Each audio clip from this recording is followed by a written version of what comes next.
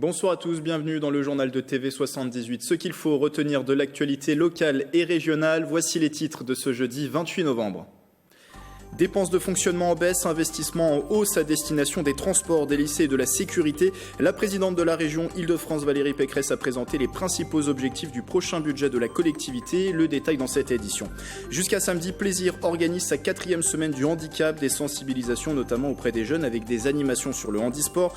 Collégiens et élèves de primaire ont pu s'initier au basket et au tennis de table en fauteuil roulant. Enfin, cette maison d'édition est installée à Voisins-le-Bretonneux. Rue du Monde participe jusqu'à lundi au Salon du Livre et de la Presse Jeunesse à Montreuil. Un stand et des ateliers proposés en cette année spéciale des 30 ans de la Convention internationale des droits de l'enfant. Et à suivre pour ce week-end des idées de sortie à Plaisir et à Maurepas. Cette information pour commencer à Villepreux, le complexe sportif Alain Mimoun va être réquisitionné par la préfecture des Yvelines à partir du 3 décembre. Le site devrait accueillir une centaine de réfugiés tibétains installés à ce jour sous des tentes sur un terrain vague à Achères. Le campement doit être démantelé cet hiver. La prise en charge serait assurée par les services de l'État et également par une association locale. Un accueil en attente de trouver des solutions de relogement. Cette réquisition nécessitera le transfert de certaines activités sportive à l'espace Michel Petrucciani. La mairie de Villepreux assure dans un communiqué une permanence de ces activités à 100%.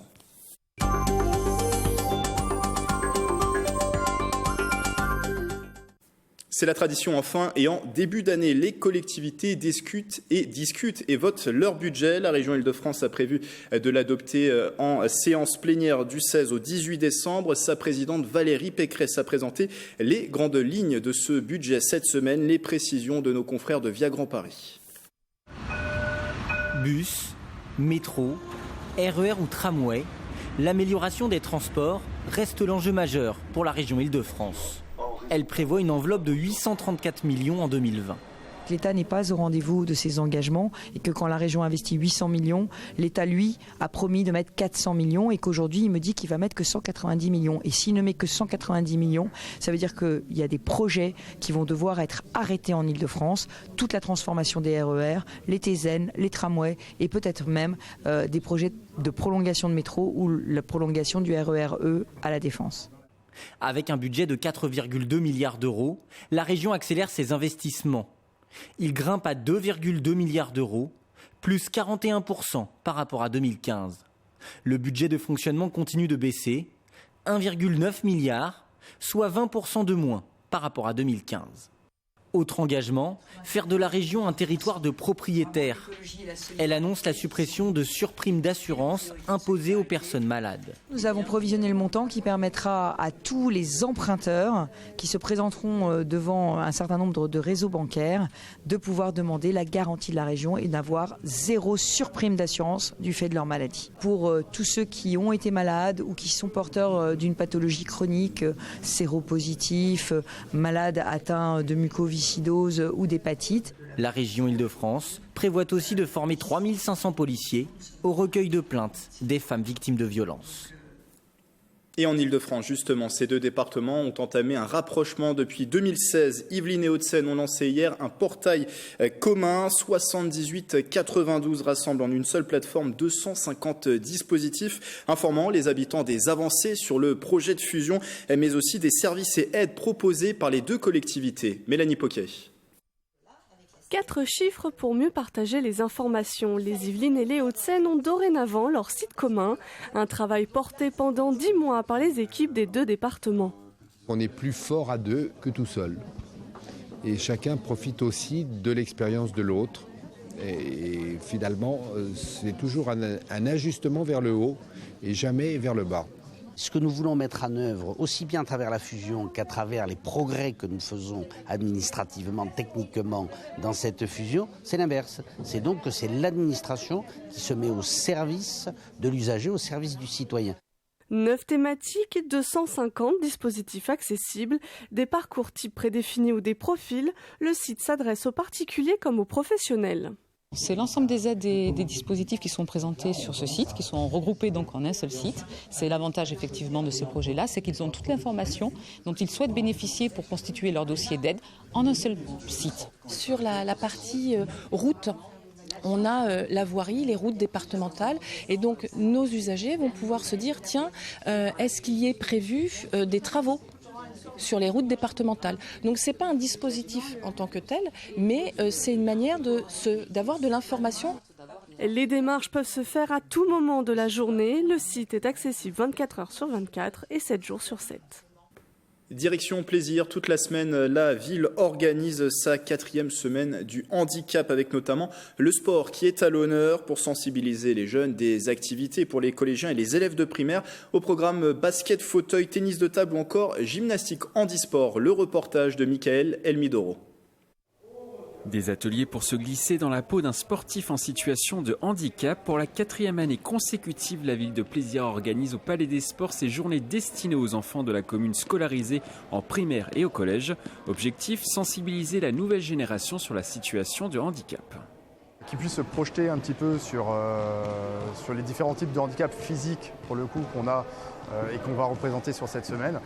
Et que les enfants puissent en parler autour d'eux par la suite et se rendre compte de l'importance des difficultés que les personnes handicapées ont de se mouvoir, de faire des activités, mais aussi des possibilités. Voilà, c'est pas parce qu'on se retrouve en situation de handicap qu'on ne peut plus rien faire.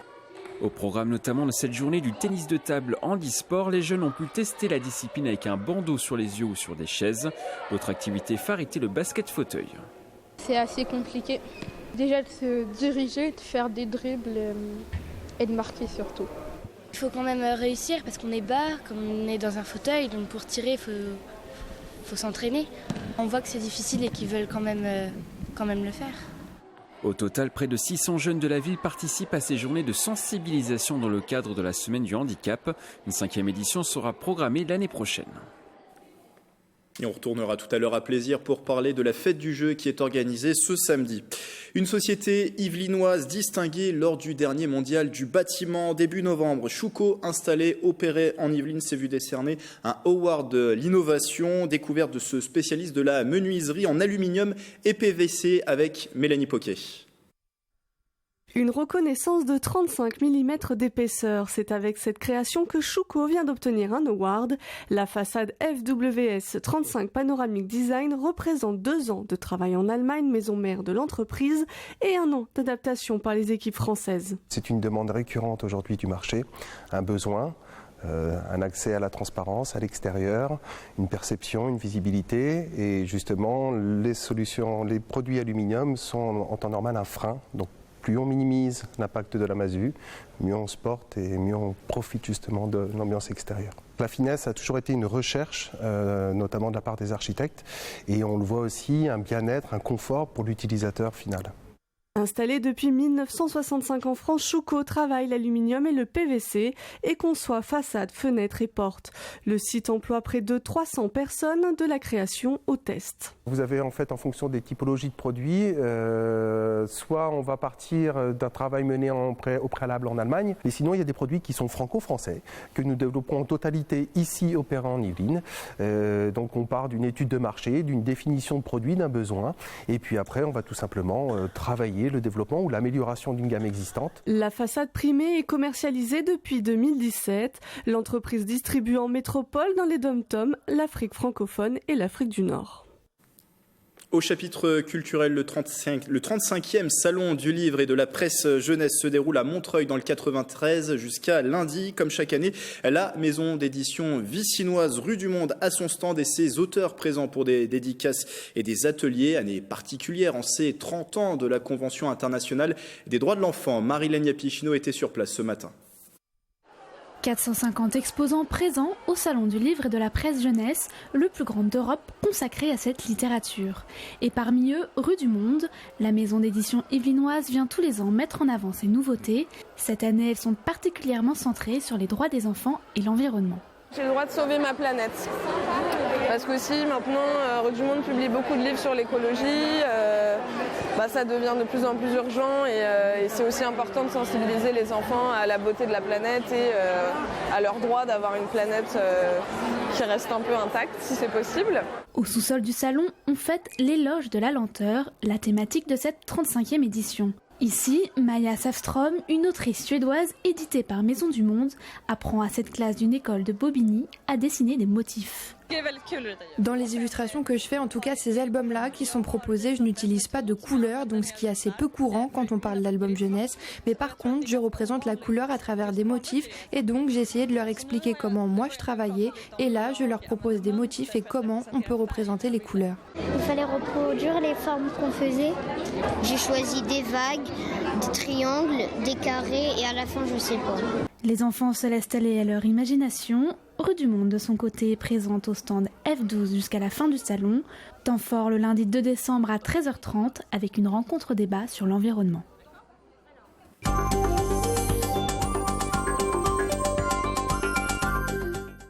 Allez, c'est l'heure dans ce journal de vous donner quelques idées de sortie pour le week-end dans les Yvelines. 2 invités pour parler de ces idées. Magali Pain, bonsoir. Bonsoir. On parle avec vous dans un instant du salon de Noël que vous organisez avec votre association à Morpas ce dimanche. Et on va commencer avec vous, Ginette Farou, bonsoir. Bonsoir. Vous êtes adjointe à la famille et aux solidarités pour la ville de Plaisir. La municipalité organise ce samedi la fête du jeu. C'est un véritable marathon du jeu qui va durer de 14h jusqu'à 1h du matin à la Maison des Familles Flora Tristan. Ça fait plusieurs années que la ville organise cet événement. Pourquoi le proposer ? Eh bien, déjà, pour vous dire en préambule, nous faisons cette fête du jeu depuis 2012. Et pourquoi proposer cette fête ? C'est parce que on se rend compte que autour du jeu, il se passe plein de choses. Alors, on peut voir qu'il y a de l'intergénérationnel, les parents, les enfants, les plus petits, puisque nous aurons 15 professionnels de la famille, de la direction des familles et des solidarités qui seront là, et notamment pour les crèches, pour les tout petits. Donc les services de la ville mis à contribution et aussi les associations de la ville. Alors, les associations également, et bien sûr, c'est un partenariat étroit que nous entretenons avec tous les acteurs qui sont sur la ville, qu'ils soient associatifs ou bien évidemment qu'ils soient des services de la ville. Donc les objectifs, c'est vraiment de faciliter les rencontres, favoriser les rencontres entre générations, puisque ça s'adresse vraiment à tout le monde, cette fête du jeu. Oui, cette fête s'adresse des tout petits, du bébé, on peut dire, jusqu'à la personne retraitée, voire davantage. Et c'est pour cette raison également que nous faisons une soirée de 20h jusqu'à 2h du matin pour les personnes qui, elles, auront un petit peu plus de technicité dans certains jeux, puisque ce ne seront pas les mêmes jeux qui seront proposés à cet horaire-là que les jeux qui seront proposés dans l'après-midi. Mais justement, à quel type de jeu on va jouer sur cette fête à Plaisir ? Alors, sur la fête, on va jouer à des cas plats, puisque les jeux de construction, c'est quelque chose qui peut effectivement des papas, des mamans avec leurs enfants. Et moi, ce que j'ai souhaité, c'est que les agents de la ville aient une formation justement pour pouvoir encadrer les personnes qui veulent faire ces constructions, puisque je pense que vous savez ce que c'est, les caplas, ce sont des petites planchettes. D'ailleurs, c'est assez ancien comme jeu et on y joue encore aujourd'hui. Complètement. Ça intéresse les petits. Oui, ça intéresse non seulement les petits, les plus grands. Mais les plus grands également. Et puis, il y aura aussi des jeux de quilles qui s'appellent d'ailleurs Vasilance. Et donc, voilà, des jeux de quilles. Il y a le chantier, donc c'est avec des Legos. Également, donc ça c'est pareil. Oui. Ce sont des choses que toutes les générations ont connues et continuent à jouer. Il y aura aussi l'association du quartier, du conseil de quartier du Valibou, qui va présenter des jeux stratégiques avec de l'Awalé. L'Awalé est un jeu qui a été créé en Afrique et qui se joue avec des trous ou avec des creux et avec des cailloux ou des choses comme ça. Donc la part belle au jeu de toute la planète et de toute génération. On s'inscrit à l'événement pour y venir, il faut s'inscrire au préalable ?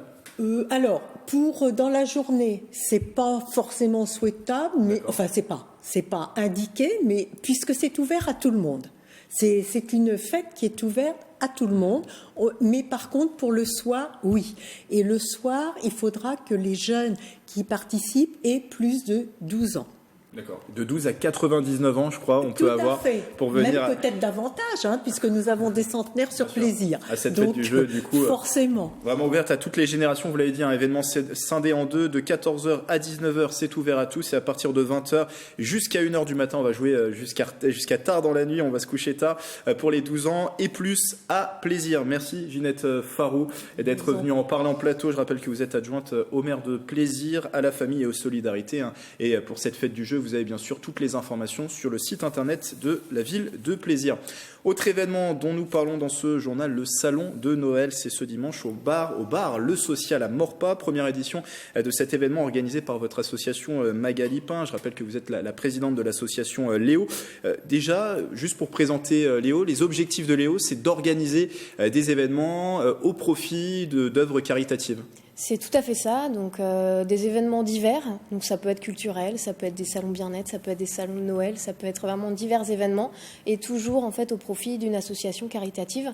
Donc pour l'instant, c'est des associations qu'on connaît, que je connais personnellement, et qui sont pour la défense des animaux. D'accord. Donc on va en parler, je pense, un peu plus dans tard, un instant, mais oui. voilà, c'est le principe. Et pourquoi cet engagement justement en faveur d'autres associations ? Pourquoi Au départ, moi, j'avais le souhait de créer moi-même un refuge, et je me suis aperçue qu'il y avait déjà tellement d'associations qui existent que j'ai préféré me dire je vais créer des événements et aider plutôt ces associations qui existent déjà. Qui ont besoin de fonds pour fonctionner, pour développer des actions ? Tout à fait, exactement. Donc, et du coup, le type d'événement, vous en avez parlé, que vous avez déjà organisé. Là, il y aura ce salon de Noël ce week-end à Morpa, mais quels sont les autres types d'événements ? Alors, en fait, c'est une association qui est toute jeune. Elle date de l'année dernière. Donc, le premier événement qu'on a pu faire l'année dernière, c'est un salon du bien-être. Donc, on a rassemblé des praticiens bien-être en réflexologie, kinésiologie, vraiment différentes choses. Aussi des cosmétiques, de la lingerie. Ça passe par vraiment beaucoup de choses, le bien-être finalement. Et on a pu du coup donner 250 € à l'ASCA, donc qui est une association de plaisir du coup, et qui en fait récupère les chats abandonnés et les fait stériliser parce que en fait ça prolifère beaucoup les chats dans la nature. Donc ils les font stériliser, ils leur trouvent des familles d'accueil, ils les soignent au besoin et ils leur trouvent des familles définitives. Et là, c'est au profit d'une association qui est, on va dire, de même type, c'est Family Wanted qui est basée à Elancourt. Oui, exactement. Et là, c'est un peu le même principe. D'ailleurs, j'ai connu Family Wanted par le biais de l'ASCA. C'est des associations qui se connaissent très bien. Donc voilà, j'ai voulu faire pour l'ASCA au départ parce que je les connaissais, et puis Family Wanted ensuite. Et c'est un peu le même principe. Il y a beaucoup plus de bénévoles auprès de Family Wanted. Mais voilà, c'est un peu le même principe, sauf que c'est dans une ville différente. Si on résume les objectifs d'un tel salon, on l'a compris, aider d'autres associations caritatives, là en l'occurrence ce sera pour Family Wanted. C'est aussi, là on a l'approche de Noël, c'est trouver quelques idées cadeaux, c'est ça aussi sur place ? Tout à fait. Alors ce sera que ça, il y aura plein d'idées cadeaux, que ce soit, il y aura des confitures maison, moi j'aime bien prévaloir le local ou les petits entrepreneurs. En fait, moi je suis entrepreneur aussi à la base, donc ce que j'aime c'est regrouper tout le monde dans un événement et que tout le monde puisse avoir la chance de partager ses produits ou ses services. Donc là, il y aura un peu de tout. Il y aura des cosmétiques, il y aura donc des confitures maison, il y aura des boîtes en plastique, des bougies. Enfin, il y aura un peu de tout. Effectivement, on pourra trouver plein d'idées cadeaux et en plus au profit d'une association. Donc top. Et pourquoi la choisir, du coup, Family Wanted ? Parce que c'est du même ordre que les autres associations qui aident les animaux, justement. C'est une thématique qui vous tient à cœur ? Oui, tout à fait. Déjà, moi, j'ai adopté mes chats par le biais de ces associations-là. Parce que je trouve ça important. Et moi, les animaux, c'est vrai que c'est une cause qui me tient particulièrement à cœur. Je suis végétarienne, tout ça. Je suis très, très à fond là-dedans. Donc, je vais privilégier un peu ces associations-là. Mais après, je suis pas contre d'autres associations qui sont pour les enfants ou pour... peu importe la cause. En tout cas, c'est la cause que vous avez choisie. On l'a dit, idéal pour trouver des idées de cadeaux, plusieurs idées à trouver sur place. L'entrée sera gratuite. Du coup, comment vous allez récolter ces dons ? Par quel biais ils seront récoltés, ces dons ? Alors, du coup, on organise une tombola. Donc là, les tombolas, ça marche bien en général. Donc chaque exposant en fait va faire don d'un lot. Et on aura du coup pas mal de lots pour cette tombola et les gens achètent des tickets. C'est ça qui va faire qu'on va pouvoir avoir aussi des bénéfices. Et puis les exposants, alors en fonction de ce qu'ils gagnent aussi, et tout ça, peuvent aussi nous reverser une part de leurs bénéfices. Ils peuvent également vous aider. Une dernière question, pour un événement réussi, quels sont les ingrédients ? Écoutez, de la convivialité, déjà de la bienveillance entre les exposants, les gens qui viennent, etc. Après, je pense qu'effectivement, il y a des petites choses qui attirent les gens et qui font que ça marche. Là, pour le coup, on fait venir un Père Noël. Donc pour les enfants, c'est top. On va faire des chants de Noël aussi. C'est une troupe de chants des Clés-sous-Bois, justement, de laquelle je fais partie. Donc ils vont chanter comme ça, gracieusement pour nous. Enfin voilà, plein de petites choses. C'est un bar en plus qui se trouve juste à côté d'Auchan, etc. Donc très bien placé. Je pense qu'il peut y avoir du monde à cet événement. J'espère en tout cas. Et rendez-vous de 10h à 18h au bar Le Social, c'est au rond-point Laurent Schwartz à Maurepas. Toutes les informations sur la page Facebook de l'association Léo. Merci Magali Pain d'être venue en plateau, présidente de cette association. Et merci encore à Ginette Farou pour être venue parler de la fête du jeu à plaisir. Ce week-end, les premiers marchés de Noël se tiennent à Saint-Quentin, en Yvelines. C'est le cas dans 3 communes. À Coignères, le rendez-vous est fixé samedi de 10h à 18h sur la place de l'église. Saint-Germain-d'Auxerre, stand, mini-ferme pédagogique, balade en poney et venue du Père Noël à 15h. Le Père Noël qui sera de passage aussi à Manille-les-Hameaux où le marché se tient samedi et dimanche. C'est organisé par l'association des acteurs économiques de la commune à la salle des fêtes. Le Trait d'Union. Enfin, ce sont 3 jours de festivités qui vous attendent à la ferme du Manet à Montigny-le-Bretonneux. À partir de demain, 130 stands pour la 28e édition avec un chalet aussi dédié pour le Père Noël. Le programme complet sur les sites internet des communes. À Élancourt, une mise à jour poétique, ludique, non conformiste de Marilyn Monroe. C'est ce qui vous attend jusqu'à la fin du mois de novembre, donc jusqu'à ce week-end au Prisme à Élancourt. Update Marilyn vous plonge dans la vie de l'icône avec notamment des photos inédites. Aurélie Ronce. I wanna be kissed by you alone. À la fois drôle, sensuelle, fragile, ce sont toutes les facettes de l'actrice et chanteuse glamour qui sont exposées au Prisme à Élancourt. Update, Marilyn a été imaginée par la compagnie Principe Actif. Objectif, faire revenir Marilyn Monroe à notre époque. Et des clichés pris par l'un de ses photographes officiels, Milton Green, ont été réintégrés dans des photos d'aujourd'hui. C'est son fils Joshua Green qui a restauré tous les négatifs de son père avec sa société Archive Images et il nous a confié ces photos. Et ces photos, nous les avons réintégrées dans le monde d'aujourd'hui. Elles viennent se mêler, alors ça c'est en exclusivité, c'est vraiment pour le Prisme, des photographies de la collection personnelle de Joshua Green qui ont été restaurées, qui nous a fait tirer sur papier japonais et qui sont imprimées à l'étage du théâtre. Elles n'ont jamais été exposées ces photos. Tous les recoins du lieu culturel ont été investis par ces composites. Au cours du parcours, le public peut également découvrir le témoignage de l'épouse de Milton Green. L'idée de cette exposition est de balayer les idées préconçues sur l'icône des années 50 et de lui rendre hommage. Elle était représentée par le Hollywood comme étant extrêmement sexuée, avec une image très très glamour. Et puis c'était quelqu'un qui avait une vie intérieure extrêmement riche, qui était extrêmement fine, cultivée, féministe même. A kiss on the hand may be quite continental, but diamonds are a girl's best friend. Une installation qui se veut ludique et interactive avec notamment un jeu sur smartphone. Le public est également mis à contribution. C'est pas juste une expo où les gens viennent et puis regardent, non, ils peuvent s'impliquer. Donc s'ils voient Marilyn, si vous m'entendez, vous voyez Marilyn dans votre cuisine, dans votre librairie, n'hésitez pas à la photographier et à nous envoyer la photo parce que Marilyn viendra rejoindre l'exposition. Cette exposition fait partie d'un dispositif transmédia. Le 30 novembre, le public pourra découvrir sur la scène du Prisme sa confession inachevée, seul texte autobiographique de l'icône glamour.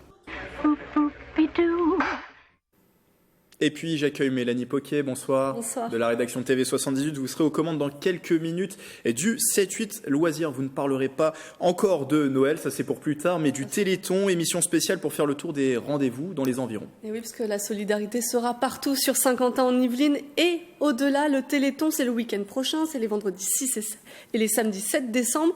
De nombreuses animations vous attendent sur de nombreuses communes. Alors ce soir, on fera un focus sur le club de plongée de Saint-Quentin-les-Vignes qui propose des baptêmes, de découvrir la nage avec des palmes et se lance aussi un challenge. Il faudra faire un relais en apnée. Je reçois aussi les organisateurs du Téléthon sur la ville de Coignères. Alors dans leur programme, il y a des découvertes sportives, des sensibilisations au handicap, des jeux, des concerts et tous les autres rendez-vous seront aussi à découvrir tout à l'heure. Le 7-8 loisirs, c'est dans un instant sur TV78. Merci Mélanie.